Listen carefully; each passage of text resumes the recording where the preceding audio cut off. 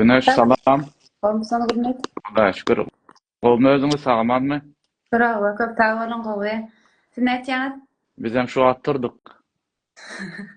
Good morning. Good morning, good morning. Bizde şu an men Seattle, Washington State'te bizde saat 8 ýerden, sizde 6, dogrydan akşam 6. Yok bizde 5. Bizde 5. Ve 5. Türkmenistan'da da ýalňyşmasam 4 goşsak 9 eýtýän. 9, owa 9 bolýar, sizde 5. Gowa eken sizinki. Bizimki Şu an owa goşulýarlar şu an 30 adam dagy boldy. İsleseňiz başlap bilersiz ya da isleseňiz neme bilersiz, açyk garaşyp bilersiz. tapawd ýok. Siz özüňiz näle gowmuşsaňyz özüňiz bar etip beriň. Awa Huda şükür gowy bizem bugün adamlara peýdaly bir zatlar bolsun isledik. Germaniýa hakynda birazjyk informasiýa bolsun isledik. Okey, onda başlaýbereliň. Adam sanymyzdan şu an 40'a ýetdi paşdy. Aşakdan eger soragy barlar aşakdan sorap bilerler. Birinji soragymyz şeýlerak öz firmaňyz hakynda, Rupta Consulting hakynda birazjyk aýdyp berseňiz, näme hyzmatlar berýäňiz? Biz Rupta Consulting hökmünde, Rupta sözünün özü routing sözünden gelýär. Esasy şol yol yordam görkezmek manysynda gelýär.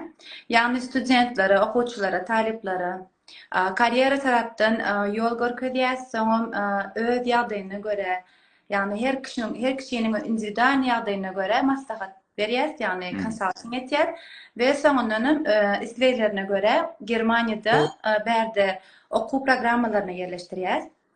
Okuw programmalary bolanyna ýagny Germaniýada biraz sistema beýleki ýurtlara göre tapawutlar bolup bilýär. Mysal üçin bizi Türkmenistana göre deňeşdirip alanda birazajyk berde Germaniýada has köp görnüşleri bar diýilende okuw programmadan. Ondan şolaň paşty hemmesine diýenýäri okuwçylara, talyplara yerleşmeklerine kömek etýär. Ýagny başyndan soňra çeni diýeli.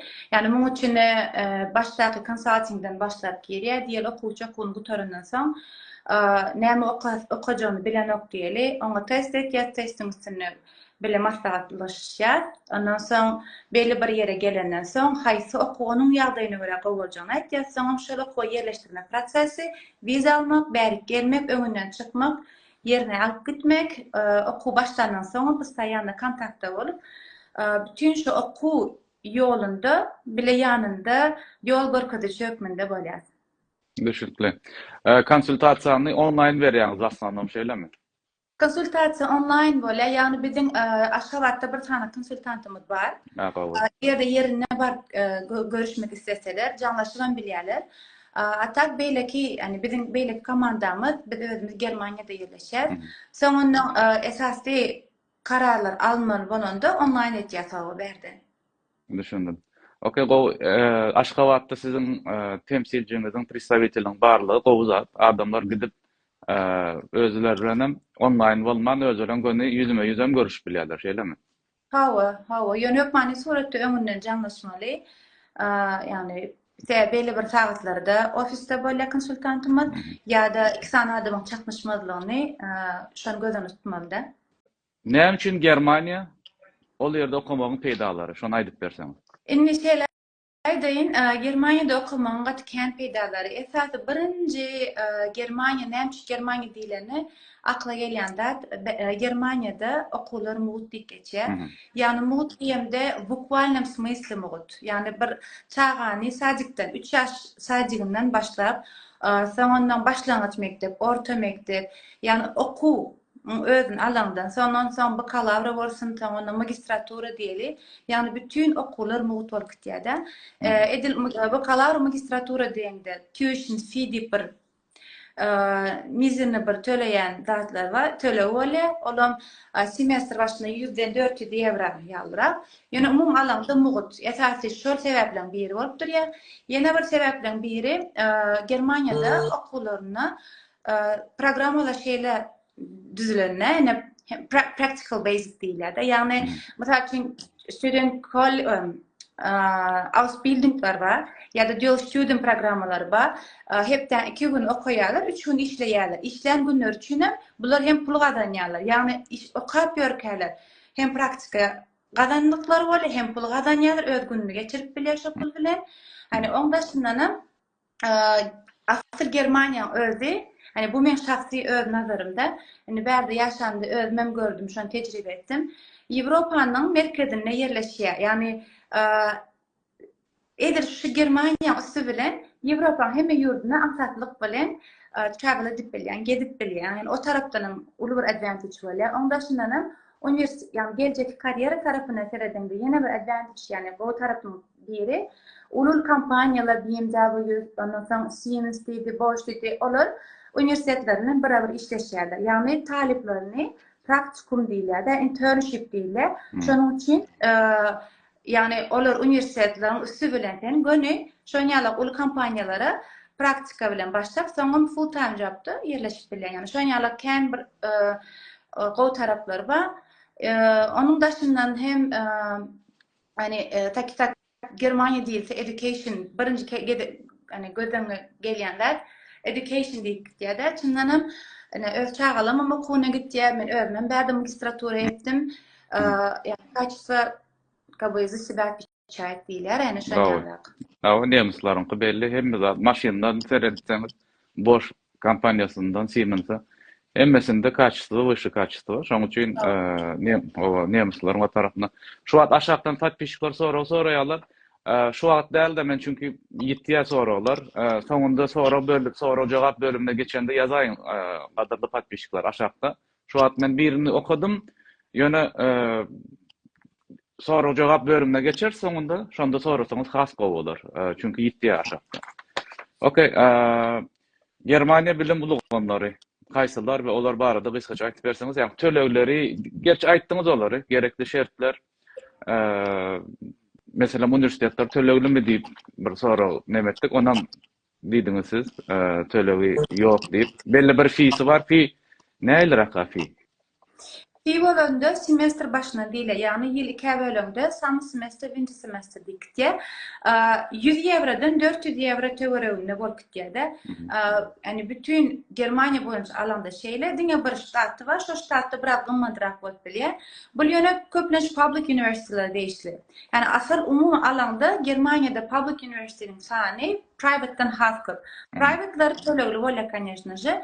Ýöne public private'den hiç ýyl galany, hatda bütün dünýäde ýanky näme diýilýär, universitetler, top rated universitetslere girýän LMU diýdi, ondan soň Heidelberg University diýdi, in toplara girýär-de, ana şolar da public bolup gitýär-de, we şolaram tölegsiz bolup gitýär. Tuition fee'ni semestr başyna bir sapar töleýär. Bulam diýmek bolýar, men özüm universitet passawda okudum. Başta gelimde 80 eurody, şu wagt 100 euro ýalyrak, ýylda ütköýärde. Ve sen töleýän tuition fee ýene sen özüňe gitýär. Bu näme diýmek? Transportation ticket berýärler, şoň bilen sen transportationyň paşy mugut bolýar. Yani diýerler şu wagt Germaniýa boýunça Deutsche ticket bar. Yani aýlyk ticket alýan paşy 50 euro. Şol diýeli sen student bolsaň tuition fee töläniň üçin 26 euro gelýär.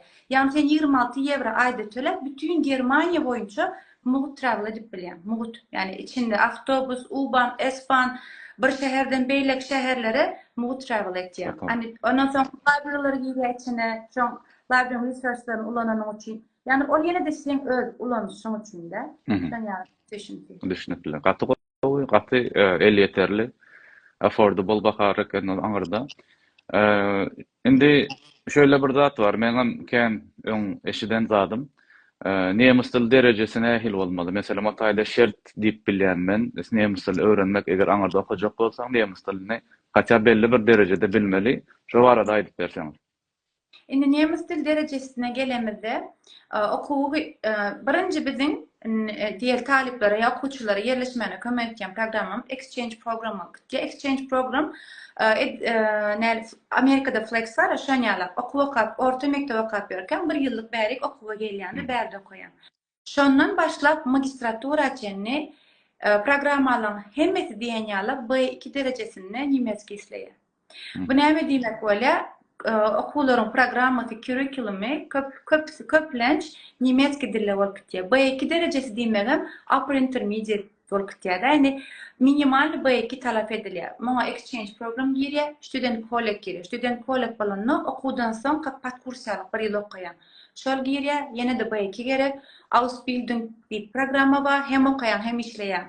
Kak училище ýalyk, oňa da baýky gerek.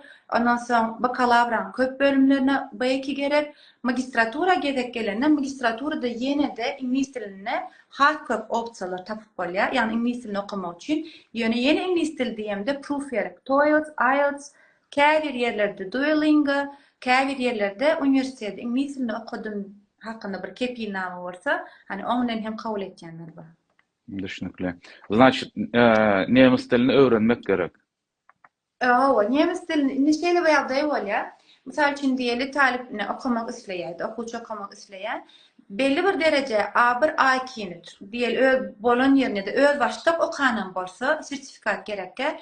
Bäri nemeski dilini okumak üçin diýip gelip bilýär. Son bäri nemeski kurslara ýazylýar we Germaniýadaky nemeski kurslar intensivni bolan üçin diýeline Türkmenistan bilen deňeşdirende Türkmenistanda 2 ýylyň içinde B2-ni alýan bolsa, bärde noldan başlandy 2 ýylyň içinde 8 aýyň içinde B2 derejeye gelýär. 8 aý. Ýagny paşty 1 ýyl 4 aýalyk juda gadanýa da has ýer şol derejeye ýetýär. Ýagny edip biljek zatlar şu bolýar. A2 derece bolman salam bilýän derejede bolup bärik gelýärdi. Nemeski okaýar, soňra gönübelik programma switch etýär. Ýani vizasyny gön switch edip bilýär. Düşünükli. Значит, base nemeski bolsa hemişe de plus da aňyrda nirde ýaşaýan bolsa şo taýda birazjyk base'ini öwrense, hatda bu salam öwrense, aňryp baryp ol okuwlar, dil okuwlary meselem olaram mugutmy ýa-da olar pullumyjy. Indi dil okuwlar bärde pully bolup gitýär, olaryň bahasy ütkeýär, uje kaçystva diýeli-de.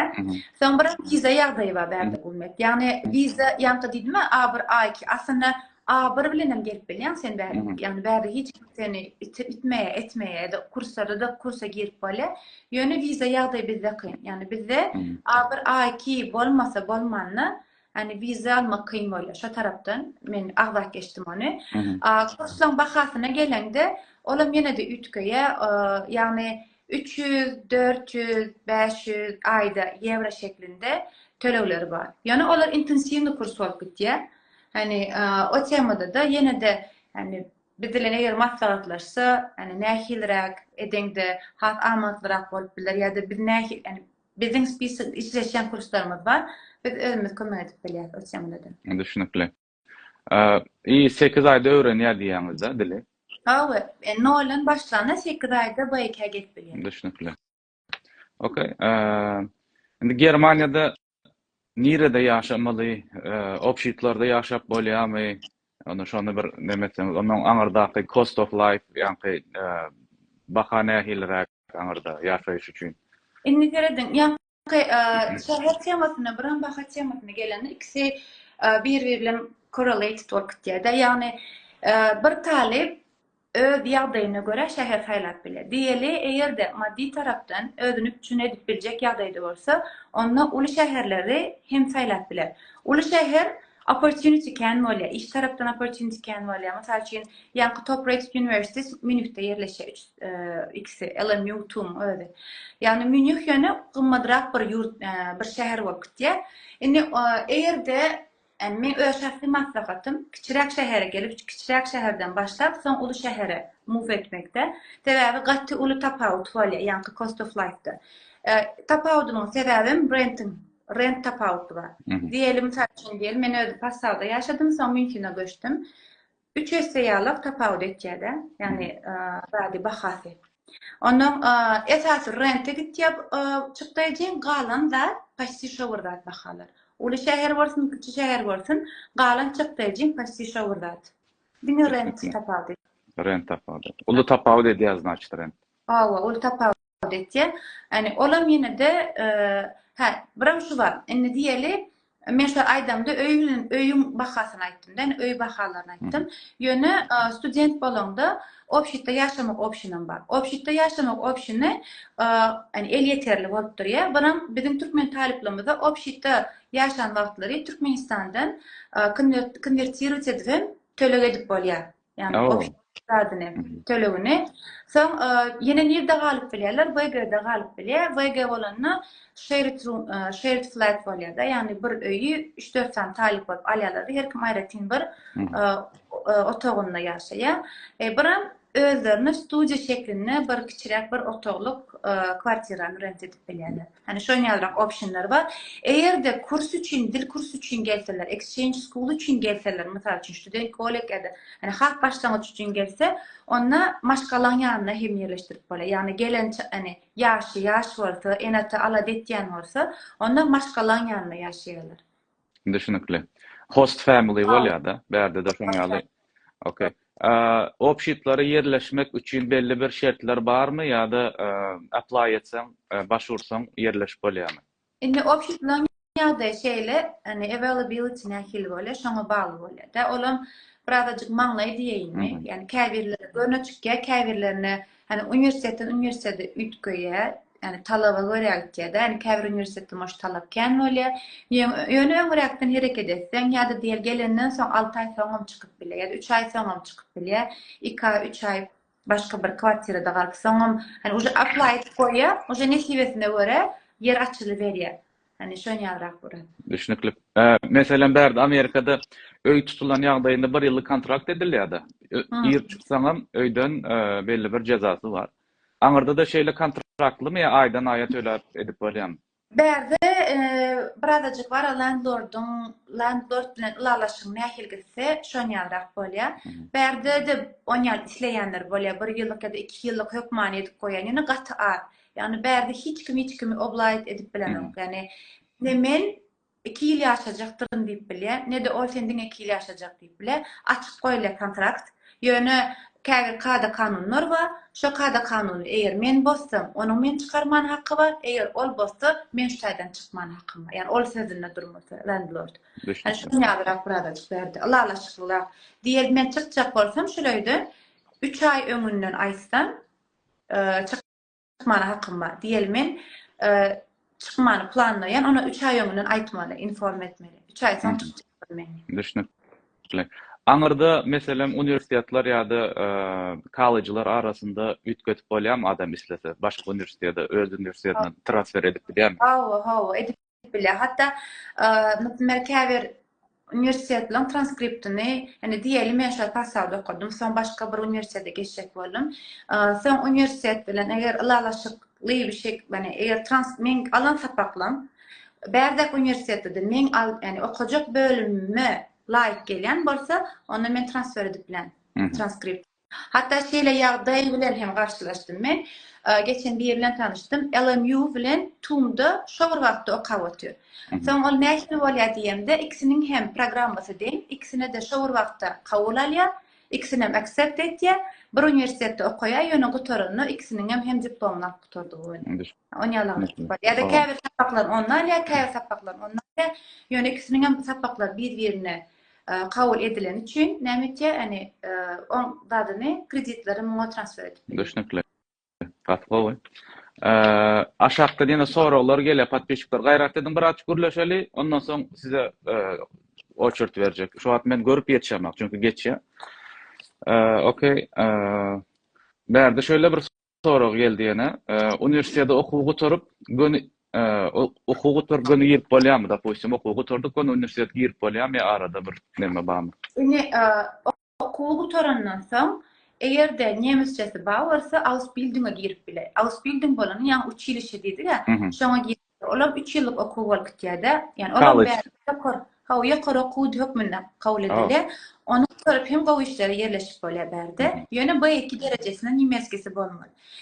Eger de diýeli okuwy tordy we men bakalavra girjek diýse, onda bizim üniversitet, bizim Türkmenistandaky mekdep utoranmasa 1 ýyl student kolleg okamaly bolýar. Diýeli student kolleg yani okuwy tordy, soň Türkiýeýe başga ýurda gitdi, 1 ýyl okudy. Onda student kolleg gerekkä. Şo 1 ýyl okany görkezip hem mesela 1 ýyl okap okuwyny taşlaýanlar bolýar ýa-da ýygyna ýurduna gelýänler bolýar. Ona şu taýda okan 1 ýyl hem kabul edilýär. Ýa-da okuwy tordy, Türkmenistanda 3 ýyl işi okudy, ana ol hem 11 ýyl hökmünde kabul edilýär. Student kolleg gerekkä bolýar. Ýöne gön okuwy torup Gönü bakalavra girecek bolsa hökmani suratda şu zemkola okamaly bolar kurs. Düşünükli. Okay. Mesela bakalavrını başka yurtda okan bolsa, Germanya'da tasdikladıp bolýarmy? Hawa. Men geçen bir tane postum paylaştım. Anabinli bir website var. Şonun akkreditированы ya dälmi şonu barlap bilýärler. Üniversitetini eger de tasdiklanan üniversitet bolsa, yani Germanya'da tasdiklanan üniversitet bol, magistraturasyny bäri dowam etdirýär. Şimdi gatagowy, o da gowy bir rezultat. Bir ayın dowamında ortaça çykdyjy. Menem şöyle soraýyn sizden. Meselem diýeli okamak işleýänleriň arasynda maşgalalan bolup biler ýa-da single'an bolup biler. Şolaryň bir detalyny aýdyp berseňiz, çykdyjylary nähilere? Okey. Iniziyaladın berde aslında var, on hasaby gatamsat. Germaniýa özü on hasabyny etýärde blok hasap diýip aýtýar bit. Blok hasap islerini şol hasaba göre isleýär. Olan priblizitsiýne adam başyna 1100 euro hökmünde hasap etýär. Mysal üçin diýeli, single ýöközüm bärik geljek bolsam, maňa diýär Germaniýa senine 1100 eurony blok etdi aýyňa diýär. Şoň men seni garantiýa aljak diýär-de, şu taýda kösenmejekliňi. 1100 diýmegen berde şu 1100 bilen bir student low level'da average'den biraz yukarıda da yaşaya deyip bilir. Yani yılda bir küçüğün yurdun görüp bilir şoň bilen. Soň hep de gidip kafejyga da gidip naharyp bilir. Firmini eşçeklerim geyip bilir. Yani arkyn yaşarlar şu 1100 soğup yaşaýar. Ondaşyndan eger de özü gysypçyk yaşajak diýse 700-800 euroda arkyn yaşap bilir eger bir aýyň dowamında. Yine burada maşgala bolup gelse ýöne blok hasapda nähil etmeli diye ulardan başına yine de 1100 çağa başına şoň ýarta bölýär. Yani 550. Ya bir biz içinde diýende şu ütgäne mod bile 1200 de gelen mod bile. Yani 1100 diýer ortaça. Ol hem ýanky diýişme ulardan başına 1100 çağa başına da 2 bölünýär. 550 ýalyrak. Ay başına şoň ýalyrak alınýar. Indi diýeli eğer blok hasap bilen bagly soru gelme ahman, blok hasap hökmani financial statement'ı Germany hökmani suratda isleýär. Bul blok hasap hem bolup biler, bul bir işden kontrakt hem bolup biler, bul bärden bir ýeriň sponsorsasan bolup biler. Yani diyelim men işläp ýön berde, jihim ýa-da tanışym geljek bolýar we men gowy gazanýan bolsa men diýen, men şoňa sponsor boljak. Men ýanymda ýaşaýar, şoň çykdyjlar men garşylajak diýsem, blok hasap gerekli. Yok hiç kimi yok, hiç sadı yok, kontraktı yok bolsa, onlar nollen gelýän bolsa, 6 aylyk gelýän, 1 ýyllyk gelýärmi, vizasy, mesela 6 aylyk aljak bolsa, 6 köpelt 1100 şonça pul blok etmeli bolýar mani suratda. Düşünükli. Aňyrda meselem siz bir barjak bolsa, siz görkezjek bolsa, sizden hem bank statement soraýam hökümet ýa-da delegatymyz ýetirmi? Hökmani suratda hökümet maňa menden her viza taşırjak wagty men diýelim men ýanymda ýaşaýar diýen bolsa men öýümiň kontraktymy soraýar. Täze nähili ploşet ýerleşýär şu taýda basyrçmançyk ýaşaýar şu taýda. Ondan soň men financial ödüm seretken diýsem mana näme diýär? Sen aýlygyň görkezim maňa diýär. Soň men aýlygym barlaýan, men aýlygym başda özüme ýetýärmi, maşgalama ýetýärmi, ondan galýamy seretýär. Çyndan men şoňa çykyp biljek ýagdaýda maňa seretýär. Diýelim men az aýlykly bolsa ona ruhsat bermeye yine de. Yöne şunu edip bilye, blok hasabynyň mukdaryny azaltyp bilye. Yani men ne ýaşaýar diýsem, bolmanny rent puluna aýryp bilye. Şoň ýalyrak taby flexibilerak bolup gitýär. Adjustmentlar edýär özleri. Germaniýa talyplary işlemäge ruhsat berýärmi? Talyplar üçin iş mümkinçiligi barmy? Bar bolsa gaýsylar? Hawa. Hatta gol sorak aslında yine bir advantage'larının birinde şu Germanya'da okumağı. Germanya taliplerini okuyup yörke işlemeye mümkünçülük veriyor. Full time'da yönü part time olup gidiyor. Aslında full time okulu torp gelyen olsa günü full time'a da başlap bile. Esası yıllık tağıdını geçmesen bolýar. Indi şeýle ýagdaý bar. Part-time işlerini öz ugrundan hem işläp bilýär. Ýagny working student diýip ýa-da internship bolup bilýär. Internship bolanda mysal üçin diýeli, käbir universitetler mandatory internship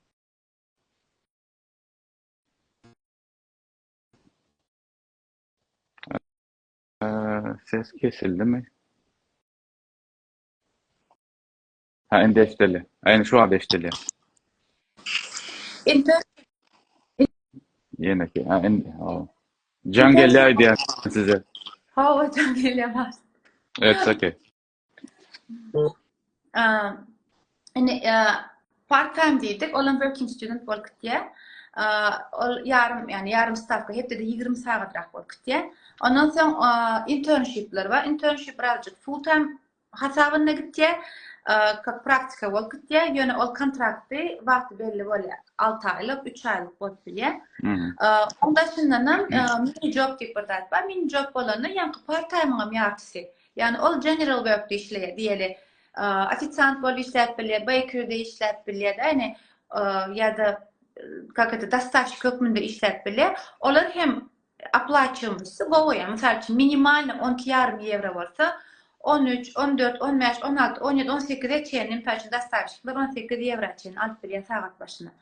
Yani ol hem bir opsiýa bolup durýar. İstese sagatyny artdyryp bilýär. Ýöne mini job, näme üçin mini job diýilýär? O taýda nalog tölenir. Ýagny aýda 538 € çenli nalogsuz gazanmaga ruhsat berýär Germaniýa. Gatygy berde ýene menim wiza almak üçin gerekli resmi namalar şondan bir aýtyp berseňiz. Indi wiza derdim men umumy biraz general aýdaýyn, sebäbi her ýagdaý üçin tapawutly bolýar-da. Prosto düşünmeler üçün. Netenşe Germaniýa gelýär, birinji bilen isleýän zady näme üçin gelýär? Eger universitet üçin gelýän bolsa, universitetden admission letter isleýär. Eger iş üçin gelýän bolsa, iş kontraktyny isleýär. Sebäbini dokazować etýän, proof etýän bir belgi isleýär. İkinji isleýän zady financial statement boly, esas zatlarynyň biri. Eger sen work contractyň iş üçin gelýän bolsa, ona ol gerek gelýär. Uje sen proofun var, gazanjaklığın barada. Eger de sen student bolup gelýän bolsa, ona ýanky diýişmeýär work account ýa-da sponsorsa şoňalyrak bir proof bermeli bolýar. Onda şunyň formany doldurýar, onda şunyň pasportyň gerek we ozak-buzak motivation letter ýazýar. Mysal üçin motivation letter bolany men plan üniversitede gazandym, şunu okujak, men şunyň motivasiýam bar, şunu etmek isleýän ýaly. Indi teşekkür baramda näme üçin barýanyny, gelýänini aýdyp berjek bir näme şu essay ýaly bir zat ýazýanda. Statement var. Statement näme üçin gelmek Yine kesildi.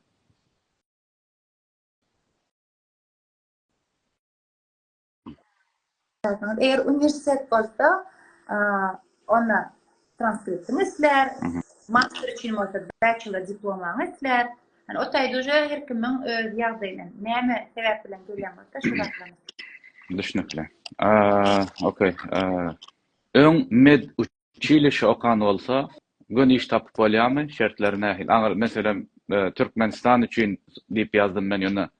Belki Ýewropada, Amerikada okan bolsa, o da problemi bolmaz. Ýöne SNG ýurtlary diýeli, şo taýda med uçilişi okan bolsa, gün iş tapyp bolýarmy? Indi şu temada hem şu wagt biz täze hyzmatymy başlatdyk. Ýani iş tapmany kömek etýär. Egerde SNG ýurtlarym girýär, Türkiýede girýär, med uçilişen okan bolsa, B2 derejesinde nimetskisi bar bolsa, berde iş tapyp bolýar. Biz hem şu temada kömek edip bilýäris. Gatly. Значит, näme bolsa, glawny mesele men düşünenim, B2 derejesinde nemisçe bilmek gaty важно burada. Hawa, yani aslında şeýle aýdaýynda, köplençi paç ingilisçesi gowalanyň esas etýän ýanlışlyklaryň biri men ingilisçe bilýän, şoňdan map çykan pikir etýärde. Aslında eger şu Germaniýada okap, uzak wagtlaryň galmak isleýän bolsaňyz, derleşmek isleýän bolsaňyz, şu wagtdan nimetskini öwrenip başlaň. Yani oturum Duolingo'dan başlaýberim. A1, A2 tapawut ýok. B1 derejesine geldiň diýmek daşardaky näme diýsem daily, casually tatlaryny conversation'ı gurup bilýär. B2 uje universitet level, professional level bolup gitýär. Şoň üçin hani eger şo dilde okujak bolsaň B2 ökmany gerek. Düşünükli. İş tapmak aňsat bolýar bilmek. Yani egerde sen nimetskiň bar bolsa we nimetskiň ýok bolsa, aýlygyň tapawutly bolýar. Nimetskiň bar bolsa, general work diýdim, mini job. Olarym tapmak aňsat bolýar. Son öz pozisiýaň bilen bagly işler tapmak hem ýene-de aňsatrak bolýar. Düşünükli. Meselem diýeli şo burada Amerika üçin hem geçerli. İngilizce bilseň bilmeseň, ýöne Germaniýanyň plusy näme? Meniň görenim Germaniýanyň plusy resmi şekilde iş berýär hökümet. Bärde student bolsan bir okuyan college'ında ya da üniversitede belli bir şekilde azıcık bir neme iş berýär. Şo tarapynda gowy ekeni. Şu an men paşdy soralarym oturdy, patpiçiklaryň soralaryny aljak. Germaniýa. Tak, birinji bilen salam berenleriň hemmesine waleyküm salam diýeýin aşakda. İkinci men okanym stipendiýa bilen okap bolýam diýip sorapdyr biri. Şo stipendiýa ýagdaýy nälik? Şo taýda. Stipendiýa ýagdaýy şeýle, esasy köp bilinýän stipendiýalaryň biri Datwork diýe. Men özüm dat bilen geldim şuda. Yani dadyň şeýle bir plusy bar. Bütün dünýädäki beýleki stipendiýalary garaňdy. Bütün maşgalaryny financially support etdi. Yani sen diňe özüňe del maşgalaryny hem şo supporty fazlaýady. Onuň daşynda hem sen bärik gelenden soň hem her üniversitetiň özüne değişik stipendiýalar bolýar. Mesela üçün diýeli Women in STEM diýip stipendiýa bardy men üniversitetimde. Men IT okuýardym. Näme diýer? Sen taşryk men aýal maşgalaryny taşryk diýen. Diňe meňden bagly däl. Başga da her kimiň özüniň ýagdaýyna görä, öz bölümine göre, öz üniversitetinde stipendiýalar tapyp bilýär. Olam okap başlandan soň hem tapşyryp bilýär, soň okumaka gelmäke hem tapşyryp bolýan stipendiýalar bar. Esasy aglavasy Datwork diýe. Dadyň içinde de dat hem öz içinde bölünýär, field bölünýär. Yani menki Masters in Science, ondan soň gumanitarny okayanlar üçin aýratyn bar, dil okayanlar üçin aýratyn bar. Yani 6 aylıkları var, 2 yıllıkları var. O dat diye dinoko di girseniz maglumatlar alıp bilersiniz. Ya da bizlerini geçip bilersiniz. Aşağıda yazıptırlar. B2 derecesini proof etmek için okudunuz mu siz şonu? Goethe sertifikat gerek mi deyip şonu bir aýdyp Hawa. Goethe sertifikatı gerek, testler sertifikat ya da TELC sertifikatlarının biri yok, mani suratda gerek. Yani men bilýän diýip bolanok. Ol sertifikatlaryny almak üçin hem men bilýän Türkmenistanda hem tapşyryp bilýärler. Yani Goethe tapşyryp bilýärler. Eger de Germaniýa gelip gitmek mümkinçilikleri bar bolsa, berde hem işde tapylyp bilýär. Yani eger de gysagly tapşyrma bolsalar, registrasiýa bolmaklaryny kömek edip bilýär. Onuň daşynda Türkmenistanyň Özbekistan, Gazakistan, yani şu yurtlarda hem tapşyrma mümkinçilikleri bar. Kesinlikle. Yine sorapdyrlar, İngiliz dili bilip İngiliz dilinde okumak nähili? Oy. Okap bilýär. Yani limited muka. İngiliz dilinde esasy okap biljek oku programmasy magistratura wagtya.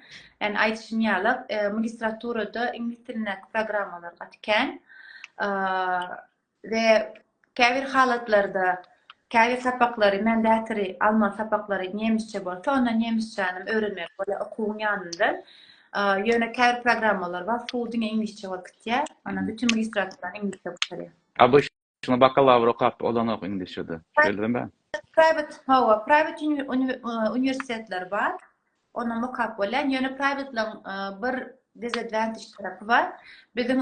Bizim yurdumuzda ve dünya boyunca da az tasdiklanýarlar. Yani public'lar, mesela public'lar HCMF diýenler bizim yurdumuzda tasdiklanýar. Mesela başka yurtta bolsak diye biri Germaniýa barmak islesek, Türkmenistana barmanam göni Germaniýa geçip bilýärsin diýär. Dopustim, SNG'ň bir ýerinde ýa-da Türkiýede, Rossiýada diýelim. Mysal üçin diýer, şo taýsynyň rezidenti bolup gitýän bolsa we pasportsa gidip viza taşırma hukuky bar bolsa, конечно. Eger Türkmenistanyň rezidenti ýa-da grajdanyny bolsa, onda hökmen ýagdaýda Türkmenistanda viza taşyrmaly bolýar şeýle. Mysal üçin Türkiýede diýer, ýöne gezmäne bar Türkiýe. Yani Türkiýe baryp men viza aljak diýip taşyryp bilmeýär da bir rezident bolsa. Yani edip bilmeýär ony hökmen Türkmenistana baryp sen otaýda taşyrmaly bolýar. Düşünükli. B2 level bilen ýa-ni bir sorapdyr, men nemetdim ony. Asyl building şon. Ausbildung şonu edip bolýarmy diýip sorapdyr.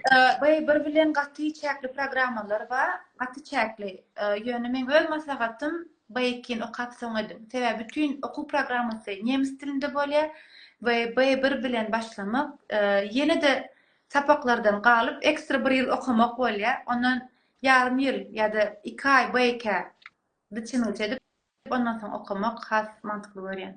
Dogry. Okey. Meselem şöyle bir soru sorayım patpişikler. Siz hem yazıp bilersiniz kadırlı patpişikler sorularınız olsa. Men salam bolumsunuz. Bunda da var. USA barada soň aýdyp berýän. Häzir Germaniýadaky okuwlar baradaydy otyr. Şöyle sorayım. Meselem Amerika gelenlerde käbir studentler käbir däl opşy studentlara belli maslahatlar berýän men. Diýeli maslahatyň biri gelen wagtyňyz gaýrat edip okuwyňyz okan. İş ýagdaýyny ikinji planda goýun ýa-da haça bu okuwyňyz gutorýan çaňyzken işlemejek boldyň diýen. Çünki bäri gelýärler okuwa diýip, onuň okuwa apşe giden ok. Neme işleýä, dastavka edýär dedi, açyşlaýan bolýar da gidýär. Onuň Amerika depderem ýapylýar olar üçin. Meselem Germaniýa gelende adamlar şoňa üns bersinler diýip biljeňiz zatlar barmy? Men şahsi pikirim Germaniýa gelengizde personal life'yňyzda ýaşaň diýjek. Ýani täze şeýle bir zat bärde bir okuw akymy bar. Adam öz başdan testini özüm slişkam okuwa da berip bilýär. Ýani sebäbi library barýan, okumasaň özüň bir kil ot ýaly duýýan. Ýani her kim sebäbi okuwa beren özüni her ýagdaýda da egzameni geçýär. Sebäbi ýanky diýişmýärler, okuw sistemasy güýçli. Ve sen plany diğer 1-nji ýylyna 5-nji ýylyna çen özüňe okuwa berip okasaň 6 odugyny özüňe geçirip bilýär. Özüň bilen ýani geçirip bilýär we şo ýagdaýda da ýene-sen okuwy nükle tamamlap bilýär. Ýani okaýan geçýär. Ýani bärde kösençlik ýok. Ýöne okumasaň geçýär, okaýan da geçýär. Ýöne munym перебарщивость не надо, да? Onda şundanam ýanky iş temasyny Amerika bilen bagly aýtdyňyz da.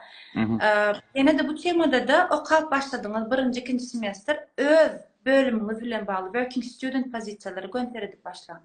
Ýani öz fieldiňizde iş tapyp part-time iş tap başlasaňyz hem financially kelläňiz agyrmaýar. Sebäbi kıyında her diýeli vizasy dolýar. Indi men nädip ýatyrar, indi ýene blocked account görkezmeli. Şo düşünjesi nämetýär, studenti basyp bilýär. Ýöne işlese hem ondan soňky full time işçi taýin bolup durýar. Oňdaşyndanam hem okap oturanlardan praktika etýär, hem financial özüni üçin etýär. Yani men maslahatym working student part time job gaýtam ýani gözler şoň bilen okuw bilen birlikde şonu etmekleri. Düşündüm. Taýda soralar bar. Şunu sorapdyr. Häzir bir jomant. MC meniň jogap beräňler. Bir ýene bir gezek ýazaýdy biz gitdik gaýrat et aýyplaşma ýene bir gezek. Ýene şunu sorapdyrlar. İnglis dilinde master okan soň iş tapmak mümkinçiligi nähil bolýar? Ikinji soragym nemis dilin bolmasa iş mümkinçiligi barmy? Конечно, İngiliz dilini bilip hem işe yerleşip bolýar.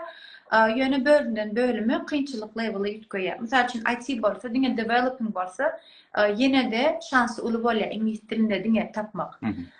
Birak şeýle ýagdaý bolýar, kompaniýadan kompaniýa ýetgeýär.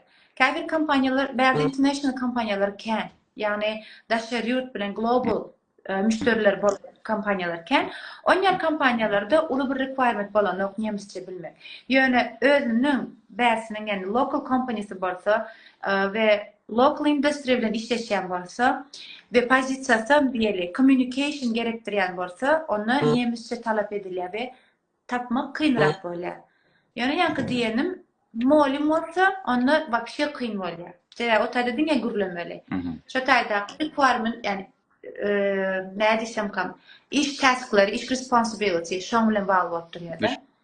Şunu, siz özüňiz okudyňyz ingilis nemisçe aňyrda. Siziň öz experienceňize görä nemisçe öwrenmek kynmy ýa-da nähilrak? Men öz experience'im aýdymda 2 ýyllap hiç nemisçe gürlemedim. dinlemedim ve okuwumy istedi, biram maşgala ýagdaýymdan ýaňa biraz köp şoňa wagt aýyp bilmedim. Soň ýöne men şu ýylyň, ýok, geçen ýylyň başynda A2-1-den başlap B1-e çenni 3 aýda B1-e getirdim. Şondan soň uje gürleýänem, praktikowatem etýän, şöyle daily konuşmalar apçykýan. Birinji iki hepde kıyın bolly, sebäbi ýanky dişim ýalak, gulagyny ýapyp gedýän, ýapyp gedeniň üçinem düşünmeýän ýalak bolýar we sapakda diňe nemçe gürlenler üçin iki hepdelep kellem agyrdy. Ýöne soň bir zat çözülen ýalak çözülüp gitdi-de, uje awtomatiki bolup gitdi-de, ýoksam on ýalak bir näme övünme bilemok, okuwçydym diýip övünüp bilemok, zordan üýtlenmek geldim. Ýani şu taýdaky atmosfera, diňe nemçe gürlemeleri, daşarda da, ýolda, ýyzda, goňşularynda postaýany nemeskin eşitip duranyň üçin has ansat bolýar. Ýani bir dili şoň ýaly çalpakda öwrenýär demekdim özüm. Dilim öwrenmeginiň iň uly nemesi ki, neme de praktika. Praktika bolmasa näçe öwrenseňem ýatdan çykýar. Şo ýurtda bolan soň praktika her gün paşdy bolan üçin biram men şöyle bir zat nemetdim, analizer etdim wagtynda. Türkmen halky действительно dil öwrenmäge gaty neme, näil diýen, İngilizce aýdanda. Способны, вот, спасибо.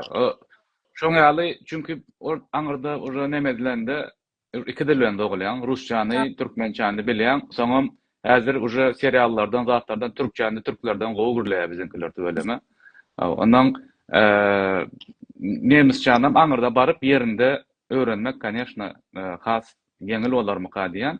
Şöyle sorapdyr, salam, medin patkursyny tölegi näçerek bolar? O ütkeýärmi kanema görä, mede görä ýa-da başga bölüme görä patkurs? Indi ýa aýtdy zat, yani esasy bärde okuwlar tölegsizlikdik. Esasy tölegi şol zadyny ýatyrmaly bolýan, blocked account ýatyrmaly bolýan. Düşünükli. Рабочий визан soran eken ýa-da bizim täzeden ýazdyýan dostumyz sag bol ýazanyň üçin рабочий виза nähilrek diýip sorapdyr. Рабочий viza temasyny edil biziň o temada hyzmatymyz ýok. Ýöne şu wagt şansyn karty diýip bir täze bir viza açyldy. Şansyn karty edil Amerika bilen tereden de green card ýalykda, ýani saňa bäri Germaniýa gelip bir ýylyň dowamyna iş tapmagy mümkinçilik berýär. Ýani şu temada biz bize kömek edip bilýäs, eger işleýänler bar bolsa. Sağ olun. Indi biram şöyle ben düşün, onu bilemok, ýene şunu sorap bir EU pair bilen okap bolýarmy? Onun bilen okap bolýar, ýöne edil şu temada nähilek viza ýagdaý şu wagt men bilemok. Biz hem onu boýnap bilemdik.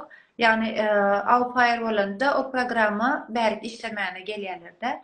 Hani işlemäne gelýärler. Ýöne ýanky dişim ýalyk, sen bärsiniň ýaşaýjysy bolsaňam, bolmasaňam student wagtyň sen diňe belli bir sagat işläp bilme mümkinçiligin bar.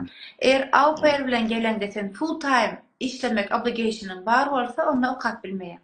Ýöne sen şonu part time geçirip bilen bolsaň, ýani o taýda sen vizaň switch etmeli bolýan-da. Bilen bolsaň, onda ýani o sen uje işleýän adamyň bilen düşünşmeli bolýan-da. Onda, конечно, okap bilen, ýani näme işläp bilýän. Düşünükli. Velayatdaky dil merkezinde okap GOTE sertifikat egzame girip bolýarmy ýa-da şol sertifikat institut bölümine okamak hökmanmy? Yok. Ol sen özüň öýde private muallim bilen okasaň hem özüň men taýýar egzameni diýsen, GOTE egzamenine girip bilen şabatdy. Düşünükli, sağ olun. Yok, velayatda kurs okap başga GOTE egzameni tapşyryp bilýär. Bir oňa jogap berip durýar. Thank you. Sağ olun. Zirine göreyim şu taýda. Tak, viza alıp bolýar da ýöne bizim migrasiýa çıkarana goýdan EU pair bolsa esasan mektep otaran ýaşlar bolsa diýipdir. Ol öz nemesini kommentariýasyny ýazypdyr. B1 B2 kursy Frankfurt ýa-da Berlinde okumak üçin tak tahminan näçe pul gider diýipdir. Frankfurt ya da Berlin'de okunmak isleýär. B1, B2 almak üçin şoňa çykdyjym näçerak bolar diýip sorapdy. Gaty general bir question bopdur. Yani Berlin'le Frankfurt alanda olaram uly şäherleň biri hasaplanylýar. Ýene de eğerde umumy çykdyjyny sorýan bolsa renti göz tutmaly bolýar. Bu ýanky diýişmeder 1100 çykdyjyny hasap etmeli bolýar. Priblizitsiýnla oňdaşynam kurs bahasy ýene de saýlayan kursuna bagly. Olam 300-500 euro tap aralygynda ütkep durýar aýlyk kostları. Düşünekli. Mene bir sorapdyr. Salam, şu ýyl 10-njy synapy gutarýan okuwçylary hem student college gerekmi? Diýipdir. Her ýagdaýda bizim orta mektebi gutaranlar hökmani suratda 1 ýyl bärde okaýman bolýarlar patkurs. Düşünekli. 1 ýyl iş gözlemek program üçin näme zatlar gerek? 1 ýyl iş gözlemek. Şansın karta diýenler, opportunity card üçin diýerler. O program üçin 2 sananak şert bar. Ýagny wizany 2 şert bilen berýärler. Bir paket diýip alarda. Birinji paketi 4 sananak requirement'y bar. Şu ýaşden tamam polностью şu 4 requirement'y like gelmeli. Ýa-da ikinji bal toplama sistemasy bar. Bal toplama sistemasy 5-6 tane requirement bar. Şu her requirement'ın özüne göre ballary bar. Bu var bolsa bu yok bot bile, bu yok bolsa bu var bot bile. Şu balları toplap, toplamda 6 bal bolsa ona şansın karta çıkma şansı uly bolýar. Esasy nämeçleri, ne otaýda da esasy dil soralýar, ýa nemisçe hökman bilmek gerek. Nemisçe bilmän hem şansın karta alyp bolýar. Ýene de financial statement soňunda viza berjek wagt soralýar. İş tejriben bolmaly. Paketlerden yine pakete ütköye birine diğer şunu saylasan bakalavran bolmaly, bunu saylasan bakalavran bolmasa da iş tecrüben bolsa da bolýar. Oje yine ütköp durýar da. Esasy dil ya inglizçe hökman mysal üçin diýelim, bolan nemisçe bilen ok, ýöne inglizçe ýeterli bolalmaly. Inglizçe bilen ok, onda nemisçe bolalmaly. Haýdorsa bir iş tapmanlar berdi. Bu öz uğrundan iş tapmaly. Berdi öz uğrundan iş tapıp bilsen, 1 ýylyň dowamında şondan soň sen wizany uzatyp berýärler, iş wizasyna switch etip berýärler. Ýöne bärde sen ýaşap ýörkäň, şansyn karty üçin gelenler hem işläp biler, ýa-da mini job, part time, başga uğurlarda hem işläp öz gününi görüp bilýärler. Ruhsat berýär government. Awalym. Güneş şu wagt 50 minutta bolupdyr. Ýuwaşlyk bilen bir ýene sorak alyp, soň ýene nemeler bolsa, gyzyklananlar bolsa, gönül sizin kontaktlaryňyzy bereli. Ýene bir sorak alaly isleseňiz ýa-da siz näme diýseňiz şoňa görä.